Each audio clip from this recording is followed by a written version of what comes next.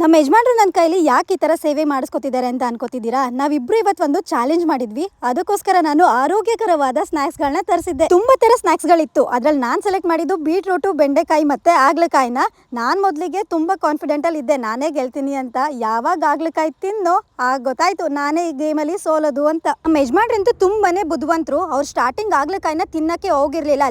ಲಾಸ್ಟಿಗೆ ತಿಂದಿದ್ದಕ್ಕೆ ಅವರು ಈ ಗೇಮಲ್ಲಿ ಗೆದ್ದಿದ್ದು. ಸೋತೋರು ಯಾವಾಗ್ಲೂ ಇದೇ ರೀತಿ ಕಾರಣಗಳನ್ನ ಹೇಳೋದು. ಸೋತೋರು ನಾವ್ ಹೇಳಿದ ಕೆಲಸನೆಲ್ಲ ಮಾಡ್ಬೇಕಿತ್ತು, ಹಾಗಾಗಿ ಮೇಡಮ್ ಅವರು ನಾನು ಹೇಳಿದೆಲ್ಲ ಮಾಡ್ತಾ ಇದ್ದಾರೆ. ಜಾಸ್ತಿ ಏನ್ ಕೇಳಿಲ್ಲ, ಬಿರಿಯಾನಿ ಜೊತೆಗೆ ಕಬಾಬು ಮತ್ತೆ ಪಾತ್ರೆ ಸುಮಾರು ಬಿದ್ದಿತ್ತು, ಪಾತ್ರೆನೆಲ್ಲ ನೀವೇ ತೊಳಿಬೇಕು ಅಂತ ಹೇಳ್ದೆ. ಇಲ್ಲ ಅಂದ್ರೆ ನೀವೇನ್ ಬಂದ್ ಪಾತ್ರೆ ತೊಳೆದ್ ಬಿಡ್ತಿದ್ರಿ. ನೀವು ತೊಳೆದಿದ್ರೆ ನಾನು ಮತ್ತೆ ಪಾತ್ರೆನ ತೊಳಿಲೇಬೇಕಿತ್ತು. ತಕ್ಕಡಿಯ ಎರಡೂ ಕಡೆ ಸಮವಾಗಿ ನಿಲ್ಲಬೇಕಾದರೆ ತೂಕ ಸರಿಸಮವಾಗಿರಬೇಕು. ಹಾಗೆ ಸಂಸಾರ ಸಂತೋಷದಿಂದ ಇರಬೇಕಾದರೆ ಗಂಡ ಹೆಂಡತಿ ಇಬ್ಬರು ಪ್ರೀತಿ ವಾತ್ಸಲ್ಯ ನಂಬಿಕೆಯಲ್ಲಿ ಸರಿಸಮರಾಗಿರಬೇಕು.